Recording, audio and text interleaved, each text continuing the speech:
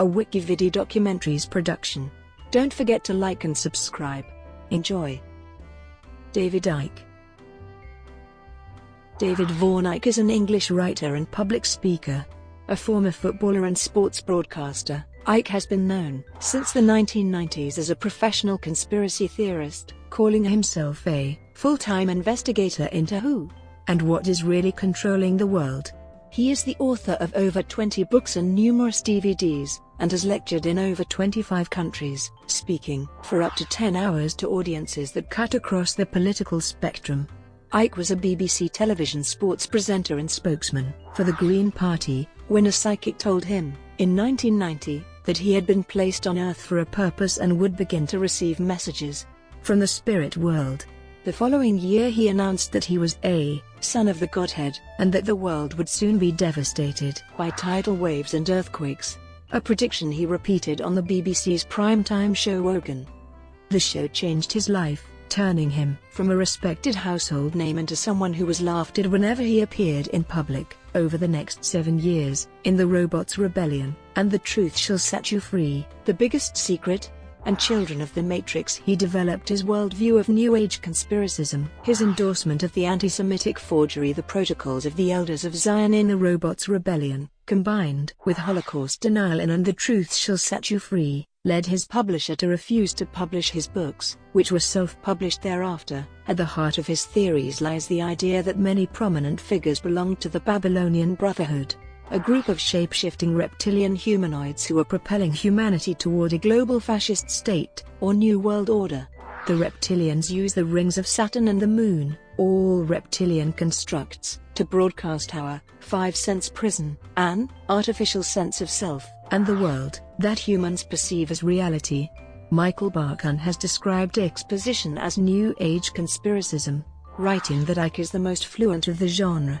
Richard Kahn and Tyson Lewis argue that Icke's reptilian hypothesis may be Swiftian satire, offering a narrative with which ordinary people can question what they see around them. Icke has been described as an anti-Semitic conspiracy theorist.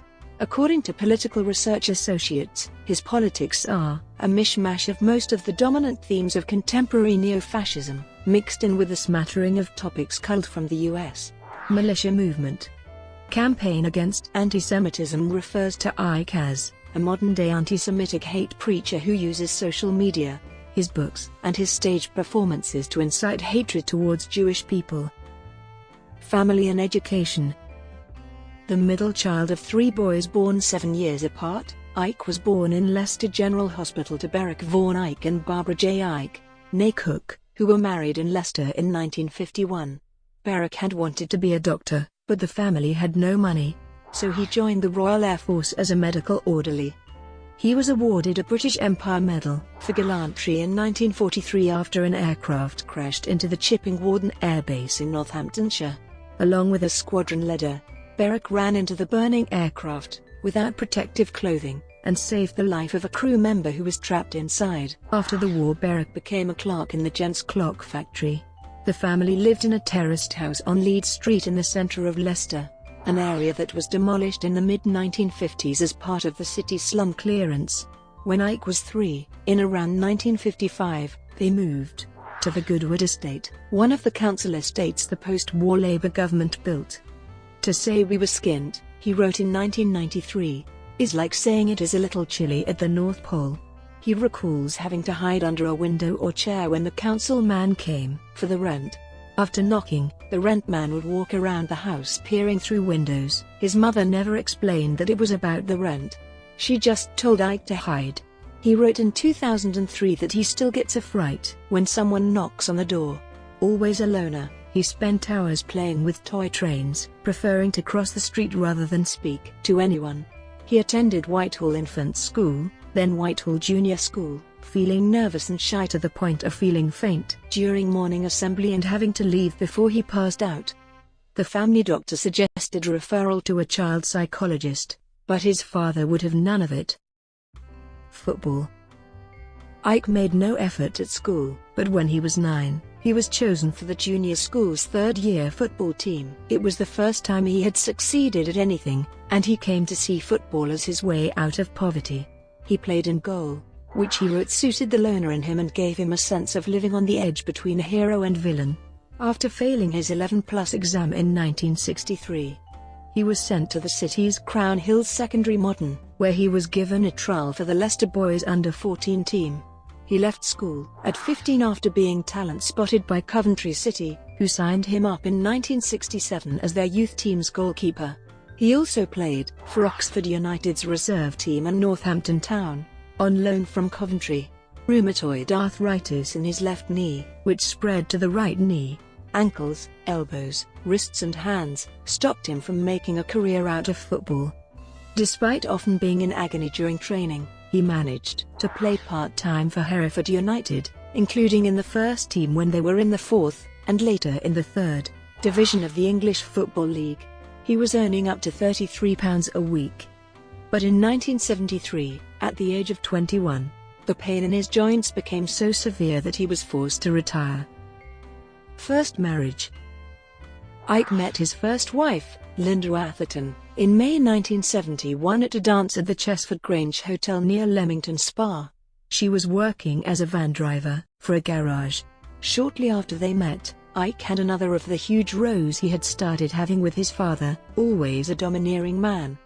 His father was upset that Ike's arthritis was interfering with his football career, so he packed his bags and left home. He moved into a bedsit and worked in a travel agency, traveling to Hereford twice a week in the evenings to play football. He and Atherton were married on the 30th of September that year, 4 months after they met. Their daughter was born in March 1975, followed by one son in December 1981 and another in November 1992. The couple divorced in 2001, but remained good friends, and Atherton continued to work as Ike's business manager. Journalism, sports broadcasting. The loss of Ike's position with Hereford meant that he and his wife had to sell their home, and for several weeks they lived apart, each moving in with their parents. In 1973, Ike found a job as a reporter with a weekly Leicester Advertiser, through a contact who was a sports editor at the Daily Mail. He moved on to the Leicester News Agency, and through them did some work for BBC Radio Leicester as their football reporter, then worked his way up through the Loughborough Monitor, the Leicester Mercury, and BRMB Radio in Birmingham.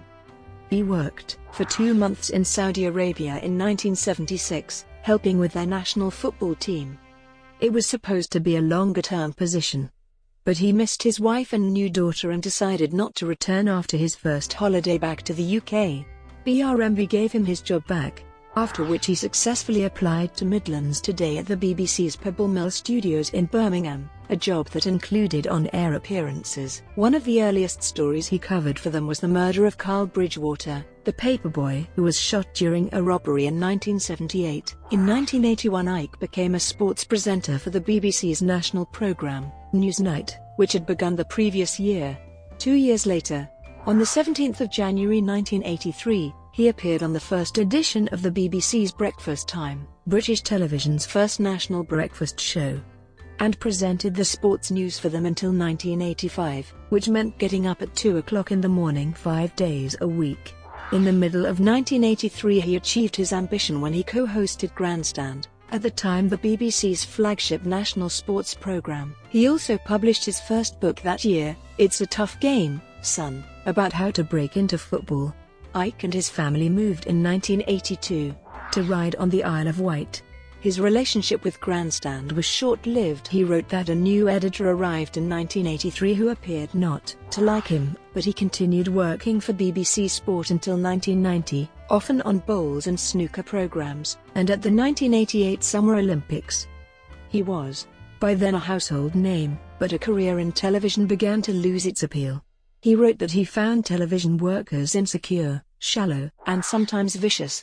In August 1990, his contract with the BBC was terminated when he initially refused to pay the community charge, a local tax introduced that year by Margaret Thatcher's government. He ultimately paid it, but his announcement that he was willing to go to prison rather than pay prompted the BBC, by charter an impartial public service broadcaster, to distance itself from him. Green Party, Betty Shine. Ike had begun to flirt with alternative medicine and New Age philosophies in the 1980s, in an effort to relieve his arthritis. and this encouraged his interest in Green politics. Within 6 months of joining the Green Party, he was given a position as one of its 4 principal speakers, positions created in lieu of a single leader. His second book, It Doesn't Have to Be Like This, an outline of his views on the environment, was published in 1989, and he was regularly invited to high-profile events. That year he discussed animal rights during a televised debate at the Royal Institution, alongside Tom Regan, Mary Warnock, and Germaine Greer, and in 1990 his name appeared on advertisements for a children's charity, along with Audrey Hepburn, Woody Allen, and other celebrities. Despite his successful media career, Icke wrote that 1989 was a time of considerable personal despair, and it was during this period that he said he began to feel a presence around him. He often describes how he felt it while alone in a hotel room in March 1990. And finally asked, "If there is anybody here, will you please contact me, because you are driving me up the wall." Days later, in a newsagent's in-ride, he felt a force pull his feet to the ground, he wrote, and heard a voice guide him towards some books. One of them was Mind to Mind by Betty Shine, a psychic healer in Brighton. He read the book, then wrote to her requesting a consultation about his arthritis. Icke visited Shine 4 times. During the third meeting, on the 29th of March 1990, Icke felt something like a spider's web on his face. And Shine told him she had a message from Wang Yi Li of the spirit world. Icke had been sent to heal the earth, she said, and would become famous, but would face opposition. The spirit world was going to pass ideas to him, which he would speak about to others. He would write 5 books in 3 years. In 20 years a new flying machine would allow us to go wherever we wanted, and time would have no meaning, and there would be earthquakes in unusual places, because the inner earth was being destabilized by having oil taken from the seabed. In February 1991, Icke visited a pre-Inca Silestani burial ground near Puno, Peru, where he felt drawn to a particular circle of waist-high stones. As he stood in the circle, he had 2 thoughts: that people would be talking about this in 100 years, and that it would be over when it rained. His body shook as though plugged into an electrical socket, he wrote, and new ideas poured into him. Then it started raining and the experience ended. He described it as the Kundalini activating his chakras, or energy centers, triggering a higher level of consciousness. Brought to you by Wikividi Documentaries. Would you like to know more?